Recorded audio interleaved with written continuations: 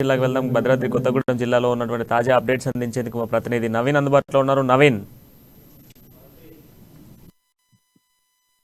జిల్లా కేంద్రంలో రోజుకొక కొత్త ఫండ్ కంపెనీలు వెలుస్తున్నట్టుగా మనం చూడొచ్చు.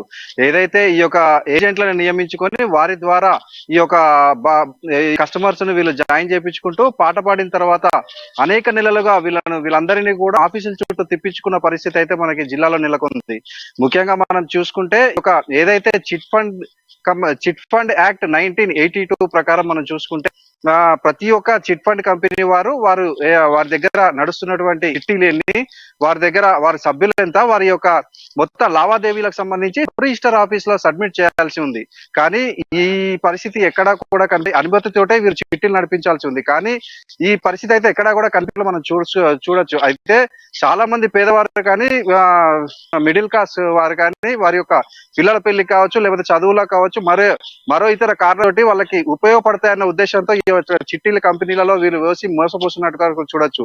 అయితే మన భద్రాద్రి కొత్తగూడెం జిల్లా కేంద్రంలో కొద్ది రోజుల క్రితం ఏదైతే ఒక చిట్ ఫండ్ కంపెనీలో వారు పాట పాడుకొని కొన్ని నెలలుగా వాళ్ళు ఇవ్వని పక్షంలో ఆ యొక్క బాధితులు ఆ ఒక కంపెనీ యొక్క తాళాలు వేసి డబ్బులు ఇస్తే కానీ తాళాలు ఇవ్వన్న పక్షంలో యజమానులు దిగొచ్చి వారితో మాట్లాడి వారికి ఈ యొక్క ఇవ్వాల్సిన డబ్బులు ఇచ్చాకనే వాళ్ళని వదిలిన పరిస్థితి మనం చూసుకోవచ్చు. అయితే నిన్న కొత్తగూడెంలో జరిగే ఒక కంపెనీ మేమున్నామనే చిట్ ఫండ్ కంపెనీ మన ఉమ్మడి ఖమ్మం జిల్లా పరిసర ప్రాంతాలన్నింటిలో కూడా 8 బ్రాంచ్లు 8 శాఖలతోటి వాటి యొక్క స్థావరాన్ని నిర్మించుకొని వారు ప్రతి ఒక్క బ్రాంచ్ లో కూడా ఎవరికి కూడా వారికి డబ్బులు ఇవ్వకపోవడంతో అనేక ఘర్షణలు చోటు చేసుకున్న పరిస్థితి కూడా చూసాం. అయితే నిన్న కొత్తగూడెంలో 16 నెలలుగా ఈ యొక్క పాట పాడుకున్నటువంటి బాధితులు ఎవరికి కూడా ₹1 చెల్లించకపోవడంతో, అదే విధంగా 15 రోజుల నుంచి కూడా ఈ యొక్క కంపెనీ తాళాలు వేసి మూసివేసి ఉండటంతో ఆ యొక్క చిట్టి బాధితులు కానీ, వారిని జాయిన్ చేపించిన ఏజెంట్లు కానీ ఆ ఒక కార్యాలయం ముందు నిరసన కూడా చేపట్టారు. అయితే ఈ యొక్క ఉన్నతాధికారులు కానీ, మరి చిట్టికి సంబంధించిన అధికారులు, వీర పోలీసులు కానీ, వీరందరిపై కూడా కఠిన చర్యలు తీసుకుంటేనే ఈ యొక్క చిట్ ఫండ్ మోసాలు అనేటివి కూడా తగ్గుతాయని కూడా మనం చూసుకోవచ్చు. సో అదేవిధంగా ఇప్పుడు నవీన్, ఎంతవరకు మనకు ఇందులో దాదాపు 8 బ్రాంచ్ ద్వారా చాలా మందిని కూడా బోర్డు తిప్పి వెళ్ళారని చెప్తున్నారు. సో దాదాపు ఎన్ని కోట్ల వరకు ఇక్కడ నుంచి ప్రజల దగ్గర నుంచి వీళ్ళు వసూలు చేసి ఉంటారు? దాదాపు దానికి సంబంధించినటువంటి చర్యలు ఏమైనా తీసుకునే ఛాన్సెస్ కనబడుతున్నాయి? అక్కడ చిట్ ఫండ్ లో డబ్బులు ఇన్వెస్ట్ చేసిన వారు బాధితులు ఏమంటున్నారు? దానికి సంబంధించిన దర్యాప్తులు ఏమైనా జరుగుతున్నాయా? మరి చిట్టీలు ఇస్తామన్నటువంటి నేపథ్యంలోనే వాళ్ళు ఎత్తుకున్నటువంటి మనీ ఇవ్వకపోవడం పట్ల ఏమైనా ఆగ్రహాలు వ్యక్తం చేస్తున్నారా?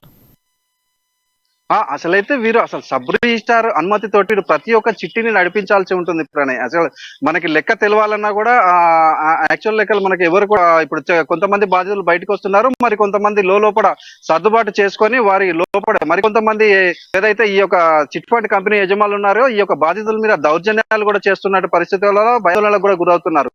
ఏ ఒక్కరు వచ్చి బయటికి చెప్తే వారిని ఏం చేస్తారన్న భయంలో కూడా చాలా మంది కూడా ఉన్నట్లు తెలుస్తుంది. అయితే ఈ యొక్క 8 శాఖలలో కూడా మనం ఇప్పుడు చూసుకుంటే, ఇప్పుడు మొన్నటికి కొన్ని రోజుల క్రితం ఖమ్మంలో ఒక ఇన్సిడెంట్ జరిగింది, ఇదే మేమున్నామనే కంపెనీ. అదే విధంగా భద్రాచలంలో కానీ వీటి అన్నిటి చోట్ల కూడా వీరు ఎంతకి ఇస్తున్నారు, ఎవరికి ఇస్తున్నారు అనేది క్లారిటీ లేదు. మనకి ఇదంతా కూడా తెలియాలంటే సబ్ రిజిస్టార్ వద్ద నుంచే మనకు తెలియాల్సి ఉంటుంది. ప్రవీణ్, ముగ్గురు వస్తారా? మనం ఒకసారి చూసుకుంటే ఈరోజు చిట్ ఫండ్స్ కి సంబంధించినటువంటి ఇష్యూస్లలో ప్రధానంగా ఎంతో మంది మోసాలు జరుగుతున్నాయి, ఎంతో మంది మోసాలు పోతున్నారు అనేది స్పష్టంగా కనబడతా ఉంది. రోజు రోజుకి కూడా ఇటువంటి చిట్ ఫండ్స్ తో ఎంతో మంది మోసాలు పోతున్నటువంటి సిచ్యువేషన్స్ అయితే కనబడతా ఉన్నాయి. దీనికి సంబంధించిన పూర్తి డీటెయిల్స్ కూడా నవీన్ అందించడం జరిగింది. ఇక మరొకసారి చూసుకుంటే